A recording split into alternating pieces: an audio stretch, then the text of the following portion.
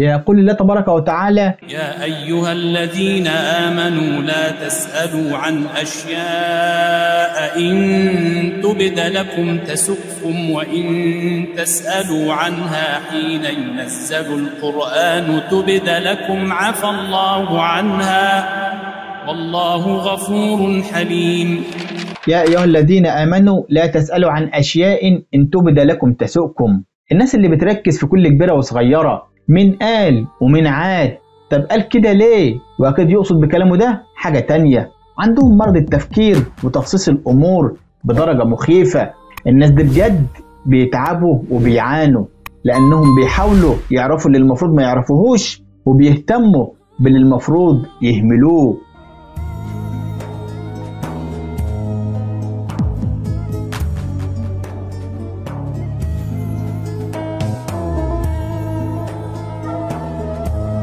وبعد ما بيدققوا ويحللوا بيشوفوا الجحيم بعينه وبيدوقوا المعنى الحرفي للتعب النفسي، لأن الوعي والإدراك الزايد عامل زي السكينة المتعشقة بين الضلوع، ومن كتر وجعها ما بتنيمش صاحبها بالليل ولا بتهنيها على أكلة والله ولا بتكمل له فرحة. عشان كده ربنا سبحانه وتعالى بيقول: ولا تجسسوا. ما تحاولش تعرف المداري. واحدة شايلة طبق ومغطياه، سألها واحد وقال لها: تحت الطبق ايه؟ قالت له: وليه ما غطيناه؟ لو انا عاوزاك تعرف تحته ايه هغطيه ليه يا بارد. واحد شايل كيس اسود، سأله جواه ايه؟ قال له: وانا حاطه في كيس اسود ليه يا حشري؟ يبقى ممنوع تسألهم، لان ساعتها هتحط نفسك في موقف بايخ. يا داخل بين البصلة وقشرتها ما ينوبك غير ريحتها. يا ترى البوست المكتوب ده انا المقصود بيه؟ يا عم هو ذكرك؟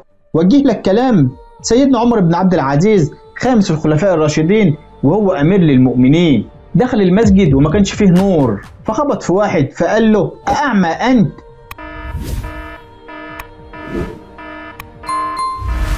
قال: لا أنا عمر. ثم انصرف، فقال له من حوله: إنه يسبك. قال: لا بل يسألني: أأنت أعمى؟ قلت: بل أنا عمر. يبقى التعليق المكتوب ما تحاولش تستفسر عنه ولا تحاول تعرف اتكتب علشانك ولا عشان حد غيرك.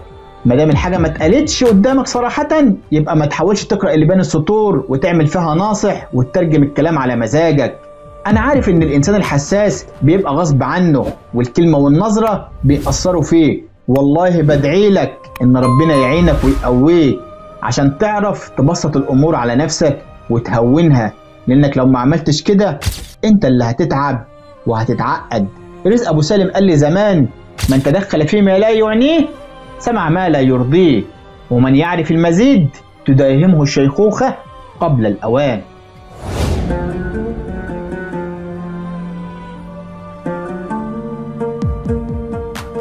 فلا عشت إن كان قلبي سكى إلى البعد عن أهله والوطن، ومن حبهم في الحشا قد قطن، وخامر مني جميع العظام.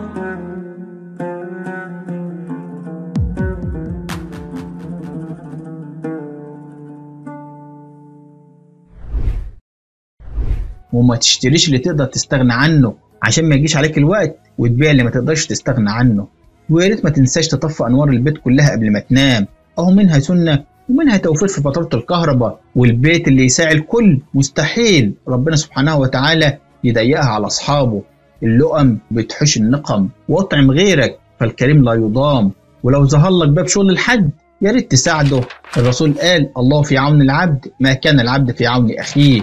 وما تبيعش حاجه ما دام مش محتاج لتمنها، وخد كورسات وتعلم لغه. ولو جالك سفريه سافر. الفقر في الوطن غربه والغنى في الغربه وطن. ولو حلفت لك انك هترزق احتمال تصدقني واحتمال لا، طبعا ده حقك. طب لو ربنا سبحانه وتعالى هو اللي حلف لك انك هترزق هتصدق ولا هيفضل برضه عندك شك؟ ربنا سبحانه وتعالى بيقسم على الرزق في القرآن الكريم وبيقول: وفي السماء رزقكم وما توعدون السماء والأرض إنه لحق مثل ما أنكم تنطقون. فورب السماء إنه لحق مثل ما أنكم تنطقون. زي ما أنت متأكد إنك بتتكلم دلوقتي، رزقك برضه حق، وأكيد هيجيلك لحد عندك، والضامن ربنا سبحانه وتعالى، مش عبد زي وزيك. بس أنت ما تيأسش وقول يا رب. وربنا بيقول: أمن يجيب المضطر إذا دعاه ويكشف السوء ويجعلكم خلفاء الأرض أإله مع الله قليلا ما تذكرون. أمن يجيب المضطر إذا دعاه.